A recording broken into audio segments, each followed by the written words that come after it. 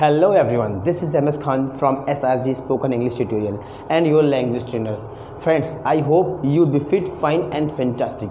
Friends, today we are going to learn some special topic of spoken English which is very useful for your spoken English. Okay friends, so let's start. Friends, at first हम लोग यहाँ सीखने वाले हैं। सबसे पहले आप देख सकते हैं हमने यूज़ लिखा हुआ यहाँ पर ashamed of का मतलब होता है कि मैं शर्मिंदा हूँ। हमारा दूसरा यूज़ यहाँ पे है फाइट साई ऑफ। फ्रेंड्स, इसका मतलब होता है कि मुझे शर्म आती है। फ्रेंड्स, यहाँ पर दूसरा लिखा हुआ है, तीसरा लिखा हुआ है insist on. Friend, insist on का मतलब होता है ज़िद करता हूँ। एंड फ्रेंड्स, यह हमारा जो चौथा यूज़ है फॉन्ड ऑफ, इसका मतलब है शौकीन हूँ।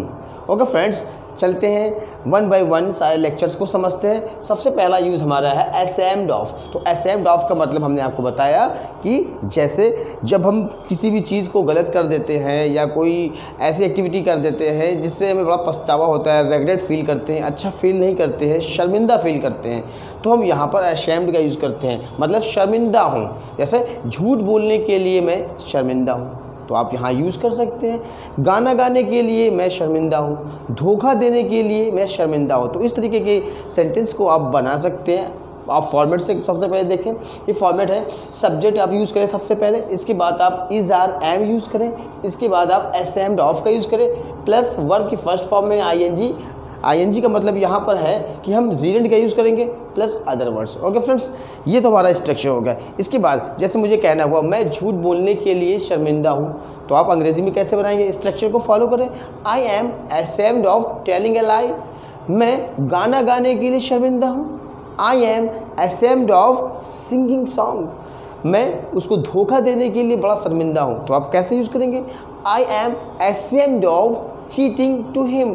फ्रेंड्स, ऐसे बहुत सारे सेंटेंसेस हैं, आप बनाएंगे तो आप बहुत अच्छी इंग्लिश कर सकते हैं। ओके फ्रेंड्स, अगला यूज़ हमारा आप देख सकते हैं, जो यूज़ यहाँ पे fight shy of. Friends, fight shy of का मतलब क्या होता है? जैसे कि हमने अभी पहले बताया, फाइट शाई ऑफ का मतलब फाइट शाई शर्म आती है। जैसे मैंने कहा मुझे अंग्रेज़ी बोलने में शर्म आती है, मुझे गाना गाने में शर्म आती है, मुझे बाज़ार जाने में शर्म आती है, मुझे खेलने में शर्म आती है। फ्रेंड्स, ऐसे सेंटेंस को बनाने के लिए सबसे पहले हम फॉलो करते हैं अपना स्ट्रक्चर। हमारा स्ट्रक्चर आप देख सकते हैं, सब्जेक्ट इसके बाद प्लस लगाया हुआ है और इसके बाद फाइट शाई ऑफ लिखें। आप इसके बाद वर्ब की फर्स्ट फॉर्म में जीरेंट लगाएं, यानी आईएनजी। ओके, एंड इसके बाद हम यहाँ पे अदर वर्ड्स का यूज़ करते हैं। ओके फ्रेंड्स, जैसे मैंने कहा मुझे अंग्रेज़ी बोलने में शर्म आती है, तो मैंने लिखा I fight shy of speaking English. मुझे बाज़ार जाने में शर्म आती है, I fight shy of going to market. मुझे खाना पकाने में शर्म आती है, I fight shy of cooking food. Friends, अगर हमें ये कहना हुआ मुझे दूसरों से बात करने में शर्म आती है, तो आप बोल सकते हैं I fight shy of talking to others. ऐसे बहुत सारे सेंटेंस आप बना सकते हैं, प्रैक्टिस कर सकते हैं, अपनी स्पीकिंग को बेस्ट कर सकते हैं। Okay friends, let's come our third rules. तो यहाँ पे थर्ड जो फॉर्मेट हमारा यहाँ दिख रहा है, इंसिस्ट ऑन। इंसिस्ट ऑन का मतलब होता है ज़िद करता हूँ। फ्रेंड्स, अगर कहना हुआ वह गाना गाने की ज़िद करता है, वह मैच खेलने की ज़िद करता है, वह कामयाब होने की ज़िद करता है, तो फ्रेंड्स ऐसे सेंटेंस को बनाने के लिए सबसे पहले स्ट्रक्चर फॉलो करते हैं, देखते हैं। सब्जेक्ट का यूज़ करते हैं, इसके बाद हम इंसिस्ट ऑन का यूज़ करते हैं, फिर वर्ब की फर्स्ट फॉर्म में आईएनजी लगाते हैं और इसके बाद प्लस अदर वर्ड्स का यूज़ करते हैं। ओके फ्रेंड्स, जैसे मुझे कहा वह खेलने की ज़िद करता है, तो आप बोल सकते हैं ही इंसिस्ट्स ऑन प्लेइंग। वह गाना गाने की ज़िद करता है, आप बोल सकते हैं ही इंसिस्ट ऑन सिंगिंग सॉन्ग। या मैंने बोला मैं खाना पकाने की ज़िद करता हूँ, तो अंग्रेज़ी में बोल सकते हैं I insist on cooking food. मैं कामयाब होने की ज़िद करता हूँ, तो आप बोल सकते हैं I insist on being successful. Friends, ऐसे बहुत सारे एग्जाम्पल आप बनाएं और अपनी स्पीकिंग स्किल्स को बेटर कर सकते हैं। हमारा लास्ट यूज़ है, आप देख सकते हैं यहाँ पर फॉन्ड ऑफ। फॉन्ड ऑफ का मतलब जैसे हमने आपको बताया कि शौकीन हूँ। जब हम किसी भी चीज़ के शौकीन होते हैं तो हम फॉन्ड ऑफ का यूज़ करते हैं।